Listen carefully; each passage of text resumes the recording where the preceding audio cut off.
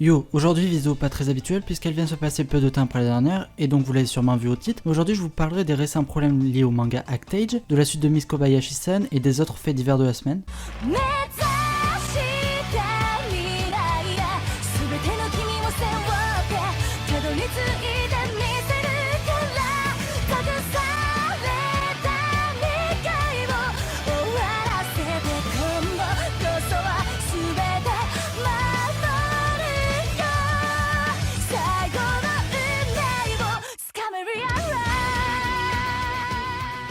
Vous l'avez sûrement entendu vu que ça fait déjà un petit moment, mais le manga Actage est annulé. Il n'y aura pas de suite ni de fin. En gros, ceux qui ont adoré le manga se font tous niquer. Moi aussi, je vous rassure. Je venais d'acheter les 2 premiers tomes et j'avais plutôt bien kiffé, sachant que ça aborde un thème qui n'a jamais été réellement exploité dans le shonen. Et donc pourquoi ça s'arrête aussi soudainement? Donc l'auteur, enfin le scénariste, Tetsuya Matsuki, a été arrêté pour avoir agressé sexuellement 2 collégiennes japonaises de 15 et 17 ans. Je vous fais pas d'image, mais oui, les faits sont là et les caméras l'ont évidemment montré et il a lui-même avoué. Donc oui, la Shueisha et Usazaki, donc la dessinatrice, ont décidé officiellement d'arrêter la sortie des chapitres car c'était impossible de la continuer. Et le dernier chapitre qui vient de sortir est officiellement le dernier. Donc ouais, maintenant vous savez tout dans les grandes lignes. Par ailleurs, l'adaptation animée a aussi été annulée, c'est normal. Et les fans se précipitent pour acheter les 12 tomes parus, puisque la Shueisha a officiellement annoncé la fin de la commercialisation du manga et a aussi enlevé le tome 13 de son planning. Dernier petit point, mais un fan japonais a noté que les gens qui produisaient le Jump ne suivaient pas l'auteur, que le site officiel ne retweet que les tweets de la dessinatrice et que la dédicace de Tetsuya ne se trouvait pas sur la fiche de Jump Festa de cette année. Voilà, mais du coup vous savez toute la globalité sur ce qui s'est passé. D'ailleurs, Kyun discute actuellement avec la Shueisha pour savoir quel est l'avenir pour le manga en France.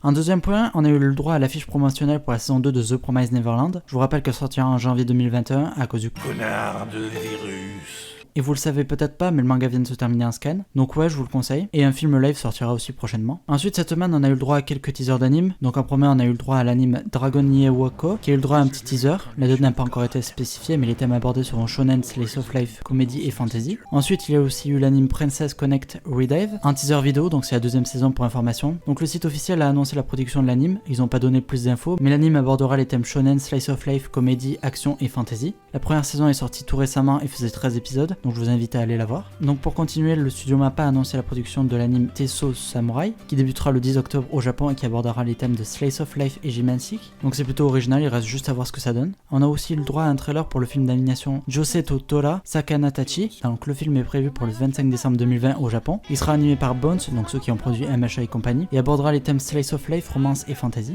Donc ensuite, pour passer au Fate, on a encore eu un teaser pour le film Fate Grand Order Camlet, qui était déjà prévu depuis un moment, et donc c'est la suite de Fate Grand Order. Il aura aussi apparemment 2 films, donc celui-ci est le premier et devra sortir le 5 décembre au Japon. Et donc les plus grosses infos, c'est le film Fate Evansville, donc le 3e et dernier film, sorti au cinéma hier au Japon. Et on a eu le droit à un petit trailer pub pour l'occasion, et je pense qu'on l'aura rapidement en France via Wakanim. Donc dernière info, le studio d'animation Kyoto Animation a officiellement révélé la sortie de Miss Kobayashi saison 2. Donc je vous rappelle que le studio avait complètement été cramé il y a un an de ça, et le réalisateur de la saison 1 était mort. Mais ils ont tout de même décidé de la produire. Donc la série sortira en 2020 en France sur Crunchyroll et Wakanim et abordera les thèmes seinen, slice of life et comédie. Donc ouais, c'était un excellent anime, j'avais bien kiffé, donc hâte que ça sorte. Donc c'est un nouveau petit format que je lance sur la chaîne. Il n'y en aura pas toutes les semaines évidemment, mais il y en aura quand il y aura des grosses infos comme cette semaine-ci. Et surtout que ce genre de vidéo me permet de prendre de l'avance par rapport aux autres, donc c'est cool. Et surtout que j'avais envie de faire ça depuis un moment. Donc voilà, je vous laisse, bye bye.